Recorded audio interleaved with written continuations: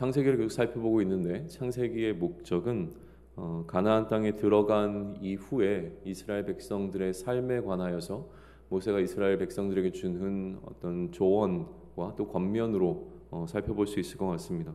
기본적으로 모세가 이스라엘 백성들에게 요구하고 있는 것은 구별된 삶이라고 하는 것입니다. 그 땅 가운데서 구별된 가나안 땅의 민족들과는 구별된 하나님의 백성으로 살아간다라고 하는 것은 거룩한 삶을 사는 것을 의미합니다. 이 거룩을 위해서 모세는 창조로부터 출애굽의 여정 가운데서 필요한 것들을 선별해서 기록하고 있는 것이 분명해 보입니다. 제일 처음 그가 기록한 것은 무엇이냐면 7일 동안의 창조의 기록이었습니다. 창조를 7일이라고 하는 시간의 흐름에 따라서 굳이 기록한 이유는 안식하심으로 일곱째 날을 다른 날과 구별하여 거룩하게 하셨음을 강조하기 위함으로 보입니다. 왜냐하면 이스라엘 백성들이 안식일을 지킨다고 하는 것은 하나님께서 이스라엘을 구별하셨음에 관한 하나님과 이스라엘 사이의 표징이 되어지기 때문에 그런데요. 출애굽기 31장 13절은 이렇게 기록합니다. 너는 이스라엘 자손에게 말하여 이르기를 너희는 나의 안식일을 지키라. 이는 나와 너희 사이에 너희 대대의 표징이니 나는 너희를 거룩하게 하는 여호와인 줄 너희가 알게 함이라 라고 기록되어 있습니다. 그리고 이어지는 31장 17절에서는 이는 나와 이스라엘 자손 사이의 영원한 표징이며 나 여호와가 엿새 동안 천지를 창조하고 일곱째 날에 일을 마치고 쉬었음이니라 하라 라고 되어 있습니다. 다시 말해서 처음 모세가 기록하고 있는 7일간의 창조의 기록이라고 하는 것은 이 안식이라고 하는 것에 포커스가 맞춰져 있음을 우리는 다시 한번 좀 살펴볼 수 있는 것이죠. 안식일을 강조하는 방식으로 진술되었던 창조의 기록은 2장부터 다시 진술되기 시작합니다. 처음부터 인간의 창조의 목적을 1장에서 다스림에 있다라고 이야기를 했기 때문에 재진술할 때의 강조점은 인간이 이 다스림이라고 하는 창조의 목적에 부합된 방식으로 살아가고 있는가에 포커스가 좀 맞춰져 있습니다.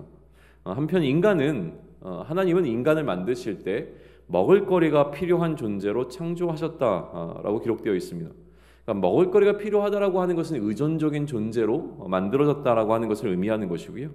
이것을 공급하는 이의 명령을 따라 먹을 것인가 먹지 말 것인가라고 하는 것을 기준 삼아 따라야 하는 것이죠. 따라서 하나님께서는 먹을거리를 통해서 인간이 자신을 잘 따르고 있는지의 평가 여부를 평가하기 위한 기준을 삼으셨다라고 하는 것이 2장에 보이고 있는 이야기입니다. 그러나 3장에 들어가게 되면 인간은 먹지 말라는 금지 명령을 지키지 못하므로 에덴으로부터 추방을 당하게 되는 이야기가 기록된 것이 우리가 지난 시간까지 살펴본 내용이었습니다. 그리고 오늘 우리 앞에 놓여 있는 것은 이제 4장입니다. 4장은 남자가 아내와 동침하여 일어난 세 가지 사건을 중심으로 구성되어져 있습니다. 첫 번째 사건은 4장 1절로부터 15절까지이고요. 두 번째 사건은 4장 16절에서 24절까지, 그리고 마지막 세 번째는 25절과 26절로 구분해 볼 수 있습니다. 그래서 우리는 오늘 이 세 가지 사건을 각각 살펴보고 이 사건들을 기록한 이유에 대해서 함께 생각해 보고자 합니다. 첫 번째 사건은 아담이 그의 아내인 하와와 동침하여 가인과 아벨을 낳고 일어난 일에 관해서 기록하고 있습니다. 아우 아벨은 양치는 자였고 가인은 농사 짓는 자였습니다. 가인은 땅의 소산으로 제물을 삼아서 하나님께 드렸고요. 그리고 아벨은 양의 첫 새끼와 그 기름을 제물 삼아서 하나님께 제물로 바치게 되어집니다. 하나님께서는 아벨의 것은 받으셨지만 가인의 것은 받지 않으셨고, 그리고 모두가 왜 그렇게 하셨는지에 관한 이유를 궁금해합니다. 그러나 모세는 그 이유에 대해서는 구체적으로 설명하지 않습니다. 모세가 집중하고 있는 것은 무엇이냐면 가인이 하나님께 그 제물을 거절당하고 난 이후의 태도인 것이죠. 5절은 그 태도를 이렇게 기록합니다. 가인과 그의 제물을 받지 아니하신지라 가인이 몹시 분하여 안색이 변하니 라고 기록되어져 있습니다. 이러한 가인에게 하나님께서는 굉장히 중요한 이야기를 해주시는데 그게 우리가 함께 읽었던 6절과 7절 말씀이었습니다. 하나님께서 가인에게 이렇게 말씀하십니다. 네가 분하여함은 어찌 됨이며 안색이 변함은 어찌 됨이냐. 만약 내가 선을 행하면 어찌 낯을 들지 못하겠느냐. 선을 행하지 아니하면 죄가 문 앞에 엎드려 있다. 죄가 너를 원하나 너는 죄를 다스려야 한다라고 말씀해 주시는 것이 6절과 7절의 기록입니다. 다시 얘기해서 하나님께서 가인에게 기대한 것은 이 상황 가운데서 가인이 죄를 다스릴 것을 기대하셨습니다. 그러나 가인은 이 죄를 다스리지 못하고 그의 동생 아벨을 죽이게 되는 것이죠. 죄를 범한 가인에게 하나님께서는 아담과 마찬가지로 수고라고 하는 것으로 요약되어지는 저주의 벌을 내리시게 됩니다. 그리고 이 벌을 받게 되어지는 가인과 하나님의 대화 장면, 굉장히 유명한 장면이 등장하게 되는데 그것이 13절로부터 15절까지의 내용입니다. 제가 읽겠습니다. 가인이 여호와께 아뢰되 내 죄벌이 지기가 너무 무거우니이다. 주께서 오늘 이 지면에서 나를 쫓아내시온즉 내가 주의 낯을 배웁지 못하리니 내가 땅에서 피하며 유리하는 자가 될지라. 무릇 나를 만나는 자마다 나를 죽이겠나이다. 여호와께서 그에게 이르시되 그러지 아니하다. 가인을 죽이는 자는 벌을 7배나 받으리라 하시고 가인에게 표를 주사 그를 만나는 모든 사람에게서 죽임을 면하게 하시니라. 그러니까 이렇게 살인을, 그러니까 그의 동생을 죽인 가인의 이야기와 또 살인자가 된 가인이 다른 사람으로부터 죽음을 면할 수 있게 약속해 주신 것까지의 이야기가 첫 번째 사건에 기록되어 있는 내용입니다. 그리고 두 번째 사건은 이 하나님을 떠난 가인이 아담과 마찬가지로 그의 아내와 동침하여 자녀를 낳는데 그 자녀가 바로 에녹입니다. 이 에녹을 낳고 그 아들의 이름을 딴 에녹성을 지은 것으로부터 그것에서 자손을 계속 낳은 이야기들을 기록하고 있는 것이 두 번째 사건의 내용입니다. 즉 하나님을 떠난 가인, 그러니까 하나님을 떠나게 되는데 하나님을 떠난 가인으로부터 형성된 하나님을 떠난 사람들의 이야기를 기록하고 있는 것이 두 번째 사건이라고 하는 것이죠. 그리고 모세는 이들 가운데서 가인이 범했던 동일한 범죄가 반복되고 있는 것을 주목해서 기록하고 있는 것에 우리 역시 주목해 봐야 합니다.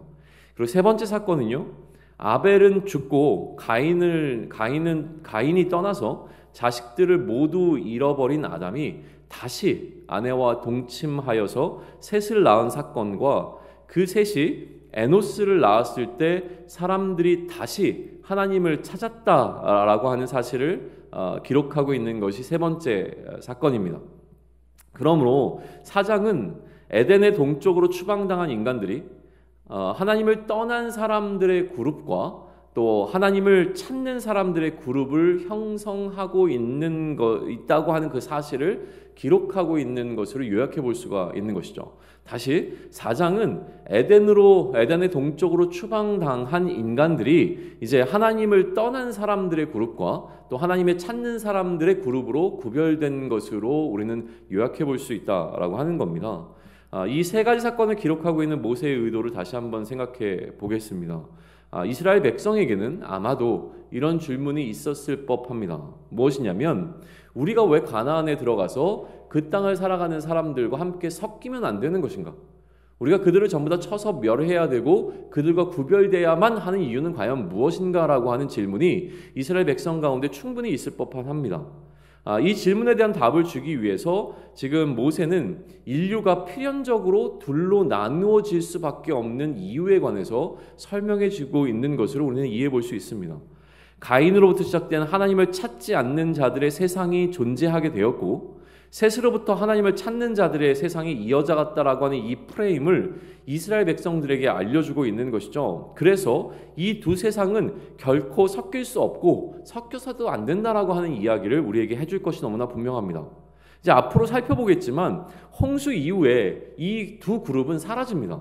그러고 나니까 이제 홍수 이후에는 하나님을 찾지 않는 자들은 가인의 후손이 아니라 명확하게 가나안 민족으로 바뀌어서 등장하게 되어집니다.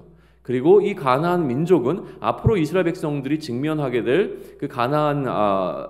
직면하게 될 세상이라고 하는 대상이 또 되어지는 것이죠. 이것은 우리에게도 동일한 질문이 되어집니다. 왜냐하면 우리는 왜 그리스도인으로서 이 땅을 살아가면서 세상과 섞이면 안 되는가라고 하는 질문을 늘 가질 수밖에 없기 때문에 그럽니다. 아마도 모세가 쓴 5권의 저작을 살펴보면서 우리는 이렇게 구별됨이라고 하는 거룩에 대한 주제에 관한 많은 이야기들을 마주하게 될 것이고 거기로부터 답을 찾게 될 것이 너무나 분명합니다. 그러나 우선 오늘은 가인과 아벨의 제사의 이야기 속에서 선이라고 하는 주제에 관한 내용을 다시 한번 나눠보면 좋겠습니다. 선이라고 하는 것은 하나님 보시기에 좋은 것이라고 하는 것이 창세기를 시작하면서 우리에게 던져진 주제였습니다. 하나님께서 정하신 것, 하나님께서 계획하신 것이 선한 것입니다. 그리고 하나님께서는 인간이 정한 것을 얼마든지 거절하실 수 있는 권한을 갖고 계십니다. 그러나 반면에 인간은 하나님께서 정하신 그 선한 것을 거절할 권한이 없습니다. 따라서 문제는 인간이 하나님께서 정하신 것을 거절하려고 할 때 발생되게 되어지는 것이죠. 먹지 말라고 하신 것을 먹은 사건은 단순한 거절이 아니라 하나님을 향한 인간의 어떤 데모 행위로 우리는 이해해야 하는 것입니다. 하나님의 뜻을 거절할 때 작동한 것이 무엇이냐면 인간 스스로 갖고 있는 자기 논리가 하나님의 논리와 충돌되는 겁니다. 무슨 얘기냐면 자기가 갖고 있는 생각이 하나님의 뜻과 다를 때에 충돌이 일어나게 되는데 이 충돌은 반드시 질문을 불러일으키게 되어집니다. 왜 그래야 하는 건데? 하나님은 왜 먹지 말라고 하시는 건데? 그리고 모든 것이 꼭 하나님의 의도대로 하나님의 뜻대로 되지는 않을 거야 라고 하는 자기 확신 가운데 거부를 결정하게 되는 것이죠. 왜 이거를 먹으면 안 되는 건데 이거를 먹어도 죽지 않을 거야 라고 하는 확신 가운데 우리는 하나님의 명령을 거부하게 된다라고 하는 것이죠. 이것을 뱀의 확신이라고 불렀습니다. 우리에게 있는 뱀의 확신은 우리로 하여금 하나님의 명령을 따르지 않도록 이끌어갑니다. 오늘 본문에서 제물을 거절당한 가인의 문제는 이 거절을 받아들이지 못한 것에 있습니다. 하나님은 왜 내 제물을 받지 않으신 것인데, 하나님은 왜 내 제물을 거절하신 것인데 라고 하는 질문에서 출발하고 있는 것이죠. 그리고 상황은 하나님의 뜻대로 되지 않고 내 뜻대로 되어야만 하는 그 욕망이 그 안에 존재했습니다. 내 뜻대로 되지 않음을 받아들일 수 없을 때 내 뜻대로 되지 않는 원인을 분석하고 그거를 해결해서 하나님으로 하여금 내 제물을 반드시 받으시도록 만들어야만 했던 것이죠. 그래서 가인이 선택한 방식은 무엇이었냐면 아벨을 제거하기로 한 것이었습니다. 자신이 거절당한 이유가 아벨에게 있다고 판단하고요. 아벨만 없으면 하나님께서 나의 제물을 받으실 것이라고 하는 것을 판단하고 그 동생을 제거해 버린 것이죠. 우리 모두에게는 이러한 성향이 있음을 우리는 인정해야 합니다. 모세는 가인과 아벨의 제사를 우리가 이해할 수 있는 방식으로 기록하고 있지 않습니다. 오히려 이것이 이해가 되지 않기 때문에 우리 독자들에게도 가인이 느꼈을 법한 것과 동일한 경험을 하도록 만들어주고 있는 거예요. 무슨 얘기냐면 왜 하나님께서 이 제물을 받지 않으셨는가라고 하는 고민을 동일하게 던져볼 수 있게 만들어주고 있다라고 하는 것이죠. 그러니 우리는 가인처럼 하나님께서 아벨의 것은 받으셨지만 가인의 것을 받지 않으신 이유를 논리적으로 해석하고 이해해 보려고 씨름하기 시작합니다. 그런데 만약 우리가 하나님이 이렇게 하신 이유를 이해할 수 없다면 하나님께서 불의하신 것인가라고 하는 질문을 던져볼 수 있는 것이죠. 무슨 얘기냐면 하나님께서 받지 않으시기로 하셨다면 그 이유가 우리에게 납득되지 않아도 그것은 선한 것입니다. 왜냐하면 하나님께서 받지 않기로 결정하셨기 때문에 그렇습니다. 물론 우리 눈에 불의하게 보인다고 하더라도 그것이 불의한 것은 아니라고 하는 것이죠. 우리는 가인에게 하나님께서 좋은 결정을 내리셨다라고 하는 전제 속에서 이 이야기를 살펴봐야만 하는 것입니다. 거절된 가인의 제사의 중요성은 그럼 과연 어디에 있을까라고 하는 것인데요. 저는 이렇게 생각합니다. 가인의 제사가 거절된 중요한 이유는 무엇이냐면 하나님께서 그의 제사를 받지 않으심으로 말미암아 가인의 진짜 믿음이 드러나게 된 것에 의미가 있다라고 생각합니다. 무슨 얘기냐면 우리는 가인처럼 하나님께 거절당한 것과 같은 상황을 자주 마주하게 되어집니다. 내 소망이 이루어지지 않는 상황들 말입니다. 이런 상황을 우리는 어려움이라고 부릅니다. 내 뜻대로 되지 않는 모든 상황들은 어렵습니다. 우리 삶에 어려움이 찾아올 때 우리의 진짜 믿음은 그 민낯을 드러내기 시작합니다. 오늘 우리 삶에도 가인의 상황이 찾아올 것이 너무나 분명합니다. 내 뜻대로 되지 않고 그것이 나에게 어려움으로 찾아와 이해되지 않는 상황과 씨름할 것이 너무나 분명하다라고 하는 것이죠. 그때 하나님을 향한 우리의 믿음이 민낯을 드러나게 될 것입니다. 이때 하나님의 말씀이 우리의 마음 깊은 곳으로부터 들려오기를 소망합니다. 내가 선을 행하면 어찌 낯을 들지 못하겠느냐? 선을 행하지 아니하면 죄가 문에 엎드려 있느니라. 죄가 너를 원하나 너는 죄를 다스릴지니라. 죄가 나를 원하지만 죄를 다스리는 오늘을 살아내는 우리가 되기를 축원합니다. 예수를 그리스도로 믿는 믿음으로 살아갈 때 우리 앞에 반드시 우리가 이해할 수 없는 어려운 상황이 닥쳐오게 될 것입니다. 그러나 그 어려움을 하나님께서 주신 것이 분명하다면 그 어려움 자체를 우리는 거부할 이유가 없습니다. 그러나 그 어려움 가운데 하나님께서는 우리에게 원하십니다. 무엇이냐면 우리가 그 죄를 잘 다스릴 수 있기를 기대하고 계실 때에 우리가 그 기대에 부응하는 한 날을 보내기를 축원합니다.